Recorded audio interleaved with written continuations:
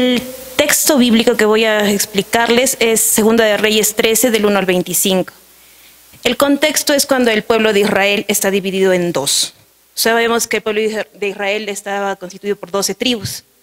En este caso habían 10 tribus que eran Israel en el norte y 2 tribus que era Judá. Justamente en la parte norte, donde está Israel, que había una sucesión de reyes. El primer rey que hubo en esta división fue Joacab. Este fue un rey malo. Fue malo porque hizo lo malo ante los ojos de Dios. ¿Ya? Después de este estuvo su hijo, su sucesor, pero después, que fue el 12º rey. Y este es Joacás. Joacás es el rey que le sucedió después, fue el 12º rey. Entonces, ¿qué pasa? Joacás, igual que su antecesor, pecó ante los ojos de Dios.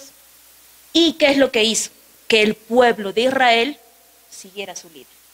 Él pecó, él tenía ídolos y el pueblo también. El pueblo abandonó a Dios. ¿Qué pasa? Que cuando Joacab estaba reinando, hubo la invasión de Siria. Bueno, la guerra con Siria. Entonces, ¿qué pasó? Joacás le pidió a Dios, ¿no? Como muchos hacemos, cuando estamos en necesidad, Dios, ayúdame.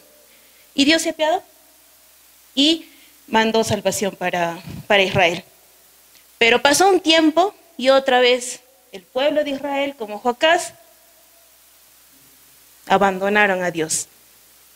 Bien, entonces, después del rey Joacás viene su hijo. Su hijo es Joás. ¿Qué pasa con él? Joás también, igual que su papá, igual que su antecesor, o sea, igual que Joacás, igual que Jeroboam, pecó ante los ojos de Dios. Tenía ídolos y también el pueblo lo seguía. Pero justamente en la época de Joás, este último rey del que estoy hablando, existió Eliseo. Fue la última etapa de Eliseo.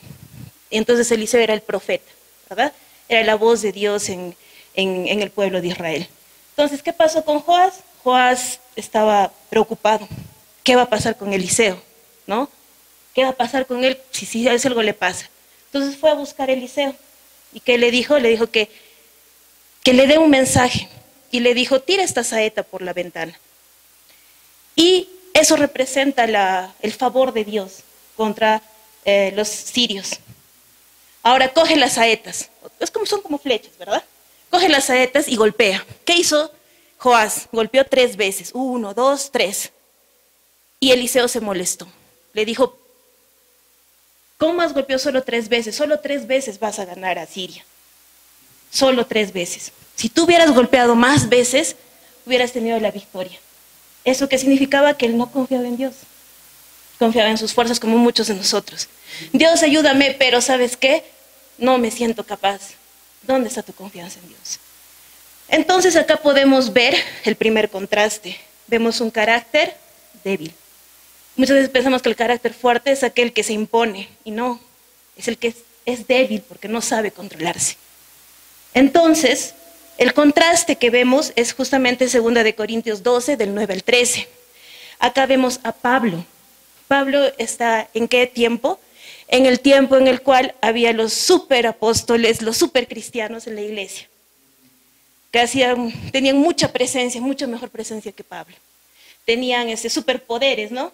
Ahora, como lo veríamos, que se desmayan, que hacen muchas cosas supuestamente sobrenaturales, que no son precisamente un ejemplo o una muestra de que está con Dios.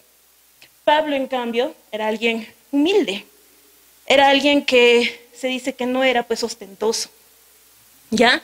Entonces muchos lo menospreciaban por eso. Pero Pablo llevaba la palabra de Dios, la palabra verdadera. Y Pablo, entonces, a diferencia de esos super apóstoles, ¿qué es lo que hacía? Lo que hacía era darles la verdad. Y él se había visto el tercer cielo, él había visto cosas sorprendentes. Pero, ¿qué es lo que pasó?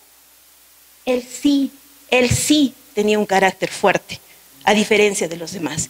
Y al tener un carácter fuerte, entonces, ¿qué es lo que hizo? Ser un ejemplo para todos los demás. Ese es el contraste, un carácter